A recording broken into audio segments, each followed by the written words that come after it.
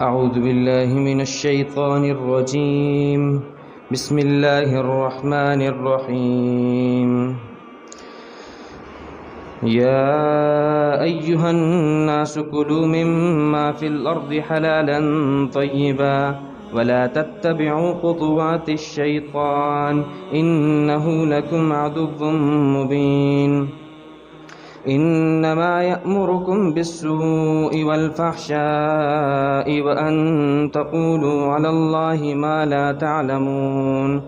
وإذا قيل لهم اتبعوا ما أنزل الله قالوا بل نتبع ما ألفينا عليه آباءنا أولو كان آباؤهم لا يعقلون شيئا ولا يهتدون. ومثل الذين كفروا كمثل الذي ينعق بما لا يسمع إلا دعاء ونداء صم بكم عمي فهم لا يعقلون. صدق الله العظيم. رب اشرح لي صدري ويسر لي أمري واحلل عقدة من لساني يفقهوا قولي. سورۃ البقرہ کی آیت نمبر 168 سے 171 4 آیات آپ کے سامنے تلاوت ہوئیں. 3 آیات آپ کے سامنے تلاوت ہوئیں. دعا فرمائیے اللہ تعالیٰ آیات کا صحیح مفہوم عرض کرنے کی توفیق عطا فرمائے. اس سے پچھلے رکوع میں یہ بات آئی کہ اللہ رب العزت نے اس بات کا حکم دیا کہ ایک اللہ کی عبادت کرو، توحید کا حکم دیا، اور شرک کی مذمت بیان کی کہ شرک کتنی خطرناک چیز ہے اور شرک یہ سب سے بڑا ظلم ہے.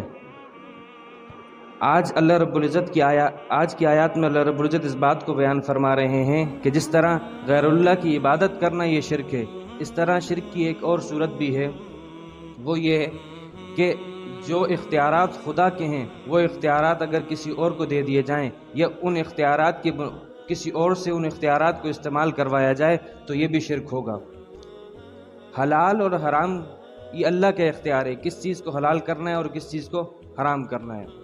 مکہ کے مشرکین کی عادت تھی، انہوں نے چند جانوروں کے بارے میں یہ عقیدہ رکھا تھا کہ یہ جانور اگر ہم فلاں بت کے نام کر دیں تو اب اس کو کوئی اور استعمال نہیں کر سکتا، اس کا کھانا، اس پر سواری، یہ سب چیزیں حرام ہو جاتی تھیں.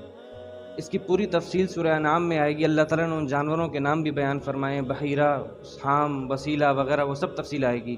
لیکن افسوس کی بات یہ کہ آج بھی ہمارے معاشرے میں درگاہوں پر ایسے آپ کو جانور اور ایسی چیزیں ملیں گی کہ جن کے بارے میں یہ ہے کہ یہ چیزیں صرف مجاور ہی استعمال کر سکتا ہے، کوئی اور استعمال نہیں کر سکتا. حالانکہ وہ چیز اپنی ذات میں حلال ہے، اپنی ذات میں حرام نہیں ہے، لیکن اسے کسی اور کے لیے مقرر کر دینے کی وجہ سے حرام کر دیا گیا، تو یہ بھی شرک ہے.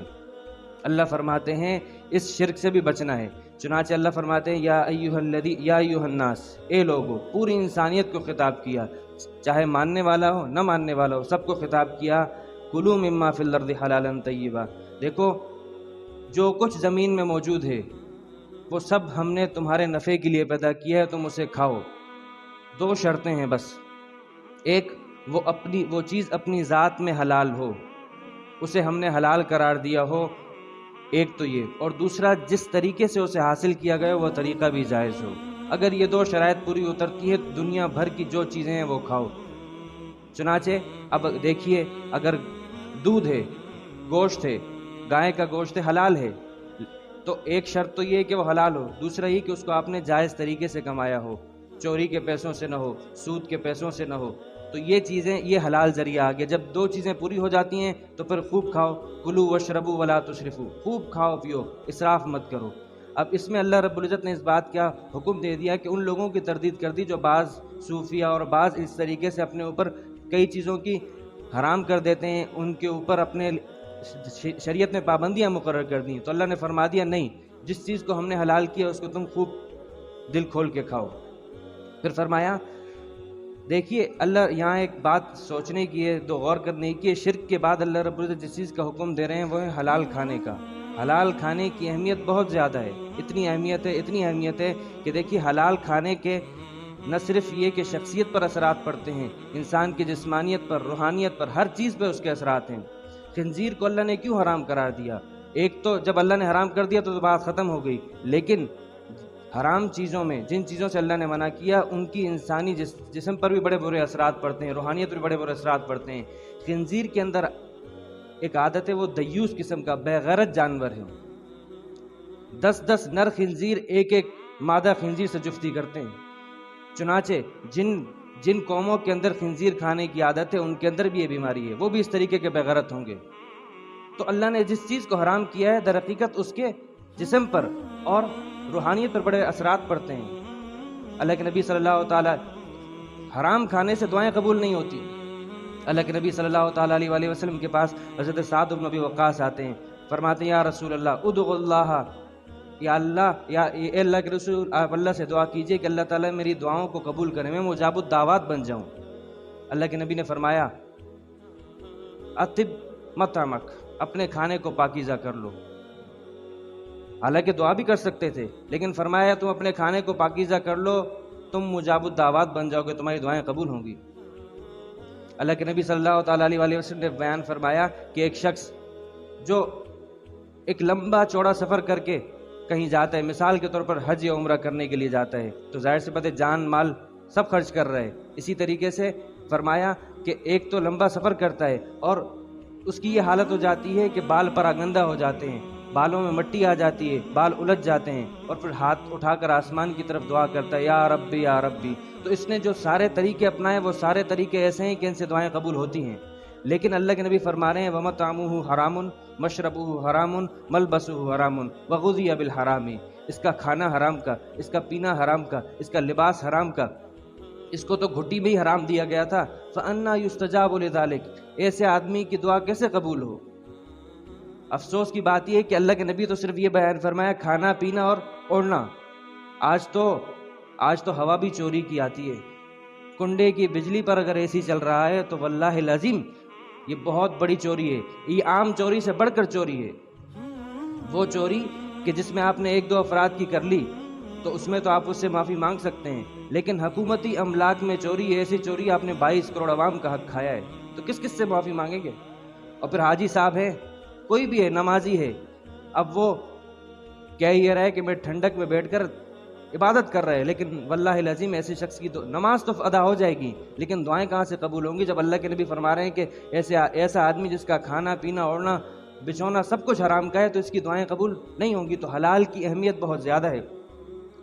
سہل بن عبداللہ تستری ایک بزرگ گزرے ہیں، انہوں نے فرمایا نجات 3 چیزوں میں ہے، 3 چیزیں کر لو تمہیں نجات مل جائے گی۔ فرمایا ایک یہ کہ جو اللہ نے چیزیں کرنے کے لیے دی ہیں، فرائض جتنے بھی ہیں ان سب کو پورا کرو۔ دوسرا اپنے پیٹ کے اندر حلال ڈالو، اور تیسرا اللہ کے رسول صلی اللہ تعالیٰ علیہ وآلہ وسلم کی سنت کو اپنا لو۔ یہ 3 کام کر لو تمہیں نجات مل جائے گی۔ اب اللہ فرما رہے ہیں کہ تم حلال اور پاکیزہ چیزیں کھاؤ، جو حلال ہم نے تمہارے لیے زمین میں رکھا یہ سب چیزیں کھاؤ، کسی قسم کی کوئی پابندی نہیں ہے۔ لیکن دیکھو وَلَا تَتَّبِعُوا خُطُوَاتِ الشَّيْطَانِ، شیطان کے راستے پہ مت چلنا۔ یہ شیطان کا راستہ ہے کہ وہ تم سے چیزوں کو حرام کروا رہا ہے، وہ تم سے چیزیں حرام کو حلال کروا رہا ہے۔ آج کا مسلمان بھی کئی حرام چیزوں کو حلال کر کے بیٹھا ہوا اور اسے دھڑلے سے استعمال کرتا ہے۔ اللہ فرماتے ہیں کہ بھی شیطان کے راستے پر مت چلو، کیوں؟ اِنَّهُ لَكُمْ عَدُوٌّ مُّبِينٌ، وہ تمہارا کھلا دشمن ہے۔ جس دشمن کے بارے میں اللہ فرما رہے ہیں کہ یہ دشمن ہے، اور صرف یہی نہیں فرما رہے کہ یہ دشمن ہے بلکہ کھلا دشمن ہے، اس دشمن سے آج ہماری نظریں اوجھل، ہمیں پتہ ہی نہیں ہے کہ ہمارا ایک دشمن ایسا بھی ہے جو ہر وقت ہر آن ہر گھڑی ہمارے ساتھ لگا ہوا ہے، جس کا مقصد یہی ہے کہ ہمیں قرآن کریم میں اللہ رب العزت نے اس بات کو بیان فرمایا کہ جب آدم علیہ السلام اور حوا علیہ السلام کو ابلیس نے بہکایا اور ایک درخت کھلوا دیا تو اللہ رب العزت نے فرماتے ہیں کہ اس کے نتیجے میں ان سے جنتی لباس اتر گیا، جس کی بات آگے آتی ہے۔ اب آگے دیکھیے کہ جب اللہ نے کہا کہ سجدے کی بات آئی کہ تم نے سجدہ کیوں نہیں کیا، تو کہتا ہے کہ آپ نے مجھے پیدا کیا ہے آگ سے، آگ اونچی چیز ہے، انہیں پیدا کیا مٹی سے، میں اونچی بہتر چیز ہوں، میں انہیں سجدہ نہیں کر سکتا۔ اللہ نے فرمایا تم مردود ہو، تو وہ کہتا ہے ٹھیک ہے۔ اس نے قسم اٹھا کے بات کہی لَأَقْعُدَنَّ، میں انہیں گمراہ کرنے کے لیے آپ کے سیدھے راستے پر بیٹھا رہوں گا۔ دیکھیے جس سیدھے راستے کی دعا ہم ہر نماز میں مانگ رہے ہیں، اہدنا الصراط المستقیم، شیطان کہتا ہے میں اس سیدھے راستے پر بیٹھا رہوں گا اور انہیں اس سیدھے راستے پر چلنے ہی نہیں دوں گا، یہاں وہاں بھٹکا دوں گا۔ تو ایسے کھلے دشمن سے اللہ ہمیں بتا رہے ہیں کہ ایسے کھلے دشمن سے بچ جاؤ، اس کے راستے پر مت چلو۔ اب یہ کیا کرتا ہے؟ اللہ فرماتے ہیں انما یأمرکم بالسوء والفحشاء وان تقولوا علی اللہ ما لا تعلمون، شیطان تمہیں برائی کا، بے حیائی کا حکم دے گا اور تمہیں ایسی باتوں کا حکم دے گا کہ تم اللہ کے اوپر وہ باتیں کرو جو تم جانتے ہی نہیں ہو۔ شیطان کا تو کام یہی ہے، برائی کا، ہر چھوٹے بڑے گناہ کی دعوت وہ آپ کو دے گا، بے حیائی۔ یہی تو چیز ہے جیسا کہ میں نے آپ کو بھی بتایا کہ اللہ جب حضرت حوا علیہ السلام اور آدم علیہ السلام نے اللہ کے ممنوع درخت کو کھایا تو فوراً جنتی لباس اتر گیا۔ تو شیطان کا مقصد یہ ہے کہ وہ انسان کو بے حیا کر دے، انسان سے اس کا سطر کھول دے، تو یہ تو شیطان کے مقاصد میں سے۔ اور تیسری بات وَأَن تَقُولُوا عَلَى اللَّهِ مَا لَا تَعْلَمُونَ، جو بات پتہ نہیں ہے وہ بات اللہ کے اوپر باندھنا، یہ کہنا کہ اللہ نے یہ چیز، یعنی اللہ رب العزت اس بات کو بیان کرنے ہیں کہ تم احتیاط کرو دینی معاملات میں، حلال اور حرام کے معاملات اس کے اختیار میرے پاس ہیں۔ لیکن آج کا مسلمان ہے کہ اس سے کوئی پتہ نہیں ہے لیکن پھر بھی شرعی مسائل میں گھسنے کی کوشش کرے گا، بتانے کی کوشش کرے گا، حالانکہ یہ اگر معاملہ ویسا نہیں ہے جیسا کہ اس نے بتایا تو یہ اللہ کے اوپر جھوٹ ہے۔ اب دیکھیے اس کے بعد ہوتا کیا ہے، جو لوگ بھی ان چیزوں پر چلتے ہیں، مختلف رسومات پر، مختلف چیزوں پر چل رہے ہیں، اب اگر ان سے کہا جائے کہ بھئی تم اللہ اور اللہ کے رسول کی طرف آ جاؤ تو کہتے ہیں بھئی یہ چیز جس کی طرف آپ ہمیں بلا رہے ہو اور ہمارے طریقے کو غلط کہہ رہے ہو تو ہمارا طریقہ تو یہ ہمارے آباء و اجداد کا طریقہ ہے، ہم اسے نہیں چھوڑ سکتے۔ اللہ فرماتے ہیں آپ ان کی اس عادت کو تو دیکھو کتنی بری عادت ہے۔ فرمایا وَإِذَا قِيلَ لَهُمُ اتَّبِعُوا مَا أَنزَلَ اللَّهُ، جب ان سے کہا جاتا ہے کہ پیچھے چلو اس چیز کے جو اللہ نے اتارا، جس چیز کو اللہ نے نازل کیا اس کے پیچھے چلو، قالوا تو کہتے ہیں بل نتبع ما الفینا علیہ آبانا، ہم تو اس راستے پہ چلیں گے جس راستے پر ہم نے اپنے بڑوں کو پایا ہے۔ اللہ فرماتے ہیں اولو کان آباؤہم لا یعقلون شیئا ولا یہتدون، اگرچہ ان کے آباء و اجداد کو کسی قسم کی کوئی سمجھ بھی نہیں تھی اور ہدایت پر بھی نہیں تھے، پھر بھی ان کے راستے پر چلیں گے۔ یعنی ہم بلا رہے ہیں اس کو قرآن اور حدیث کی طرف، اللہ کی نازل کردہ چیز کی طرف، یہ کہہ رہے ہیں کہ نہیں ہمارے آباء و اجداد کا طریقہ یہ ہے۔ یعنی آج بھی ہمارا مسلمان اسے کہا جائے کہ بھئی تم اپنی خوشی غمی، اپنی شادی بیاہ، اپنی مختلف معاملات کو اس طریقے سے انجام دو جو جیسا کہ اللہ اور اللہ کے رسول جس میں راضی ہوتا ہے، تو کہیں گے کہ نہیں بھئی یہ تو ہمارا طریقہ ہے، اگر ہم نے اس طریقے سے ہٹ گیا تو لوگ پتہ نہیں کیا کہیں گے، یہ تو ہماری ریت چل رہی ہے۔ تو اللہ تعالیٰ اس ریت کے بارے میں کہہ رہے ہیں کہ ریت اگر غلط ہے تو اس غلط ریت پر بھی اسی طرح چلتے رہو گے کہ یہی دلیل اور یہی شیطان کا طریقہ اپنا لو کہ شیطان تمہیں یہی کہتا رہے گا کہ تم یہ کہو کہ یہ تو ہمارے آباء و اجداد کا طریقہ ہے۔ اب ایسے لوگ جن لوگوں کو نبی اور کوئی دائی اللہ کی طرف اور اللہ کی دعوت کی طرف بلائے اور وہ آگے سے ایسی باتیں کرے کہ ہم تو اپنے آباء و اجداد کے طریقے پر چلیں گے اور اس سے نہ ہٹے، تو اللہ تعالیٰ اس کی مثال دیتے ہیں۔ اللہ فرماتے ہیں ایسے لوگوں کی مثال ایسی ہے جیسا کہ کوئی شخص بکریوں کا یا کوئی بکریوں کسی جانوروں کا ریوڑ ہو اور وہ وہاں آوازیں لگائے، مختلف باتیں کہے ان سے، تو ان جانوروں کو تو صرف آوازیں آئیں گی، اس سے زیادہ اور کچھ نہیں سمجھ سکیں گے۔ آپ کچھ بھی بول دیں انہیں صرف آوازیں آئیں گی، بات سمجھ میں نہیں آئے گی۔ اللہ فرما رہے ہیں جو اللہ اور اللہ کے رسول کی بات کے مقابلے میں انہیں نہیں مان رہے، حق کو قبول نہیں کر رہے، یہ ایسے ہی ہیں۔ آپ ان کو بولتے رہیں لیکن آپ کی صرف ان کو آوازیں پہنچیں گی، کوئی فائدہ نہیں ہے۔ وَمَثَلُ الَّذِينَ كَفَرُوا، جن لوگوں نے کفر اختیار کیا، كَمَثَلِ الَّذِي يَنِعُ، ان کی مثال، ان کو پکارنے والے کی مثال اس شخص کی سی ہے جو کہ آوازیں لگا رہا ہے ان جانوروں کو جو نہیں سنتے، صرف و صرف پکار اور صرف و صرف اس بات کو کہ کیا آواز آ رہی ہے کیا نہیں آ رہا۔ اللہ فرماتے ہیں یہ جنہیں کچھ بات سمجھ میں نہیں آ رہی، سمن، یہ بہرے ہیں، انہیں بظاہر کان ہیں لیکن حق بات ان کے کانوں میں پڑ نہیں رہی کیونکہ عمل نہیں کر رہے۔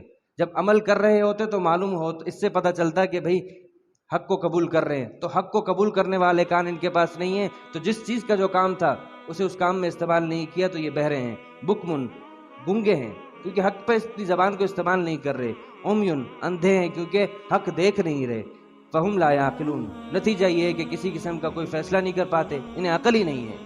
تو اللہ رب العزت اتنی وضاحت کے ساتھ ہمیں یہ بات بتا دی کہ دیکھو شیطان کے طریقے سے بچو، اللہ اور اللہ کے رسول کے طریقے پر آ جاؤ۔ اگرچہ اللہ اور اللہ کے رسول کا طریقہ تمہارے آباء و اجداد کے طریقے کے مخالف ہو، لیکن اب حق اللہ اور اللہ کے رسول کے طریقے میں، اس میں یہ کوئی دلیل نہیں بنتی کہ تم یہ کہو کہ ہمارے آباء و اجداد کا طریقہ یہ تھا۔ اللہ تعالیٰ ہمیں دین کی صحیح سمجھ عطا فرمائے۔ وآخر دعوانا الحمد للہ رب العالمین۔